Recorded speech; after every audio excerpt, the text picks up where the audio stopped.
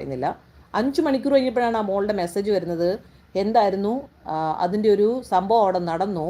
അപ്പം പറഞ്ഞു കർത്താവ് പാസ്റ്റർ ജിയെ കൊണ്ട് അപ്പം ഞാനവിടെ ആ ആ പൗലോസ് പറയുന്ന ആ ലെവലിലൂടെ ആ കാര്യത്തെ കണ്ടത്. അതിനെ എനിക്ക് വേണമെങ്കിൽ പറയാം, കണ്ടോ എന്നെ കൊണ്ട് പ്രാർത്ഥിപ്പിച്ചു, കണ്ടോ കണ്ടോ, അങ്ങനെയല്ല അവിടെ പറഞ്ഞത്.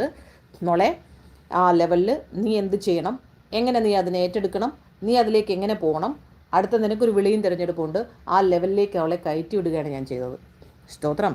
ഇതിൽ മിസ്അണ്ടർസ്റ്റാൻഡ് ചെയ്യാനും മാനിപ്പുലേറ്റ് ചെയ്യാനും അവരെ വശീകരിക്കാനും ദൈവദാസന്മാർക്ക് പറ്റുന്ന ചില കാര്യങ്ങളെക്കുറിച്ചാണ് ഇവിടെ ഞാൻ പറയുന്നത്. വളരെ വിഷ്ടത്തോടു കൂടിയായിരിക്കണം നമ്മൾ ഈ ദിവസങ്ങളിൽ. ഹല്ലേലൂയ. സോ നിങ്ങളുടെ എരിവ് മിക്കപ്പോഴും ഉത്സാഹ കാരണമായി തീർന്നിരിക്കുന്നു. നമ്മുടെ ആത്മീയമായ എരിവ് മറ്റൊരാൾക്ക് ദൈവത്തോട് കണക്ട് ചെയ്യുന്ന ഒരു ഉത്സാഹമായി തീരണം. അല്ലാതെ പിരിവ് പിടിക്കാൻ പോകാനും സുവിശേഷം ഭൗതികത്തിന് വേണ്ടി പറയാനും പേര് ഫേമസ് ആകാനും ഉള്ള സുവിശേഷ വേല പാസ്റ്റർ റാണിയുടെ കൂടെ നടക്കത്തില്ല. അങ്ങനെ ഞാൻ പ്രൊമോട്ടും ചെയ്യത്തില്ല. അങ്ങനെ കാണുന്നതിനെയൊക്കെ കട്ട് ഡൗൺ ചെയ്യുകയും ചെയ്യും.